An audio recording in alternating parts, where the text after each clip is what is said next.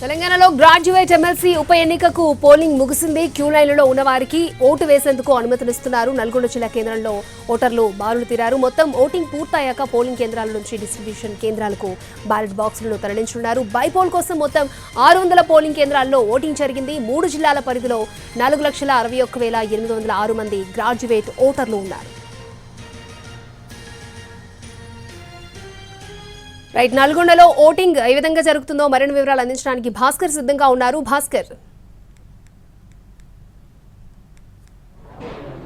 అక్షయ, graduate MLC ఉప ఎన్నికలకు సంబంధించి పోలింగ్ సమయం ముగిసింది. ఎవరైతే పోలింగ్ కేంద్రాల వద్ద ఓటు హక్కు వినియోగించుకోవడానికి వచ్చారో వారందరూ కూడా ప్రస్తుతం ఓటు హక్కు వినియోగించుకుంటున్నారు. అంటే 4 గంటల వరకు ఎవరైతే ఓటు వేయడానికి వచ్చారో వారందరూ కూడా ప్రస్తుతం క్యూ లైన్లో ఉండి ఓటు హక్కు వినియోగించుకుంటున్నారు. ఎవరైతే పోలింగ్ కేంద్రానికి 4 గంటల వరకు వచ్చారో వారందరికీ కూడా ఇప్పటికే ఎవరైతే పోలింగ్ ఆఫీసర్ ఉంటారో వారందరికీ కూడా ఒక టోకెన్ ఇచ్చారు. టోకెన్ ఇచ్చిన వారందరూ కూడా వారి ఓటు హక్కు పూర్తిగా వినియోగించుకునేంత వరకు ఈ పోలింగ్ కేంద్రాల్లో పోలింగ్ ప్రక్రియ కొనసాగుతుంది. ఆ తర్వాత బ్యాలెట్ బాక్సులను ఇటు ఏజెంట్ల సమక్షంలో కావచ్చు అధికారులు అందరూ కూడా సీల్ చేస్తారు.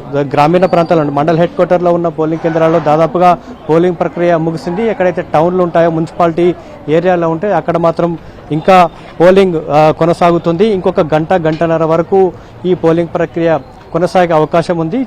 ఎక్కడైతే పట్టణ ప్రాంతాలు ఉన్నాయో పట్టణ ప్రాంతాల్లో ఓటర్లు దాదాపుగా ఒక్కొక్క బూత్లో 100 నుంచి 150 వరకు కూడా మంది కూడా ఓటర్లు ఓటు హక్కు వినియోగించుకోవడానికి వెయిట్ చేస్తున్న పరిస్థితి చాలా స్పష్టంగా కనపడుతోంది. 2 గంటల వరకు అందిన సమాచారం ప్రకారం 50% పోలింగ్ అయింది. గత 2021లో జరిగిన ఎమ్మెల్సీ ఎన్నికల్లో 74% పోలింగ్ నమోదు కాగా ఈసారి కూడా అంతే స్థాయిలో పోలింగ్ కూడా నమోదయ్యే అవకాశం ఉన్నట్టు కూడా అధికారులు అంచనా వేస్తూ ఉన్నారు. ఇక మొత్తంగా ఈ రోజు జరిగిన పోలింగ్ సంబంధించి అయితే ఎక్కడ కూడా ఎలాంటి ఇబ్బందులు తలెత్తకుండా ఎలాంటి అవాంతరాలు లేకుండానే ఈ పోలింగ్ ప్రక్రియ అంతా కూడా కొనసాగింది. ఇక 4 గంటల వరకు ఎవరైతే ఓటు హక్కు వినియోగించుకోవడానికి పోలింగ్ కేంద్రాల్లో వారందరికైతే ప్రస్తుతం ఓటు వినియోగించుకునే అవకాశం అయితే కల్పించారు. ఓటింగ్ ప్రక్రియ అంతా ముగిసిన తర్వాత బ్యాలెట్ బాక్సులు సీజ్ చేస్తారు. ఎక్కడైతే డిస్ట్రిబ్యూషన్ కేంద్రం ఉంటుందో ఎక్కడి నుంచి అయితే డిస్ట్రిబ్యూషన్ కేంద్రం ఉంటుందో జిల్లా కేంద్రాలకు పోలింగ్ కేంద్రాల నుంచి డిస్ట్రిబ్యూషన్ కేంద్రానికి బ్యాలెట్ బాక్సులు చేరుతాయి. అక్కడి నుంచి మళ్ళీ ప్రత్యేకంగా భద్రతా ఏర్పాట్ల మధ్య ప్రత్యేక వాహనంలో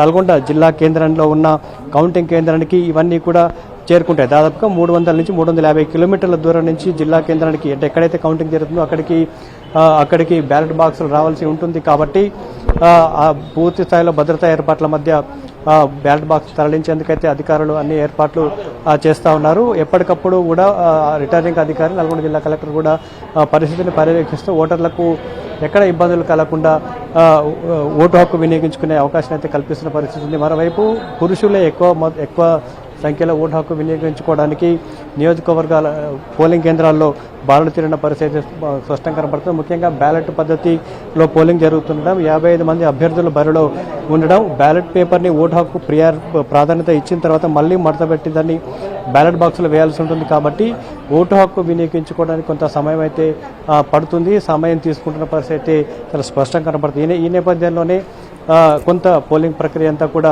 కొంత ఆలస్యంగానే నెమ్మదిగానే సాగుతుందని చెప్పుకోవచ్చు. ఒక్కొక్క పోలింగ్ బూత్లో 800కు తక్కువ కాకుండా 1500 వరకు కూడా 1400 వరకు కూడా ఓటర్లను ఏర్పాటు చేశారు. గతంలో కంటే ఈసారి పోలింగ్ కేంద్రాలను పెంచినప్పటికీ కూడా పోలింగ్ కొంత మందకొడిగానే పోలింగ్ ప్రక్రియ అయితే కొనసాగుతున్న పరిస్థితి ఉంది. ఇంకొక గంటన్నర వరకు ఈ పోలింగ్ ప్రక్రియ పూర్తి స్థాయిలో ఉమ్మడి నల్గొండ జిల్లాలో పోలింగ్ ప్రక్రియ పూర్తయ్యే అవకాశం అయితే కనపడతా ఉంది. పోలింగ్ ప్రక్రియ పూర్తయిన తర్వాత బ్యాలెట్ బాక్సులన్నిటి కూడా సీజ్ చేస్తారు. ఇక్కడ నుంచి డిస్ట్రిబ్యూషన్ కేంద్రాలకు తరలిస్తారు. ఇక్కడ నుంచి కౌంటింగ్ కేంద్రానికి సంబంధించి బ్యాలెట్ బాక్స్ని తరలించే అవకాశం అయితే ఉంది. అక్కడ ఈరోజు తెల్లవారుజామున వరకు కూడా ఉమ్మడి ఖమ్మం కావచ్చు, వరంగల్ జిల్లాలకు సంబంధించిన బ్యాలెట్ బాక్సులన్నీ కూడా కౌంటింగ్ కేంద్రాలకు చేరుకునే అవకాశం ఉన్నట్టు కూడా రిటర్నింగ్ అధికారి చెప్తా ఉన్నారు. అక్షయ్.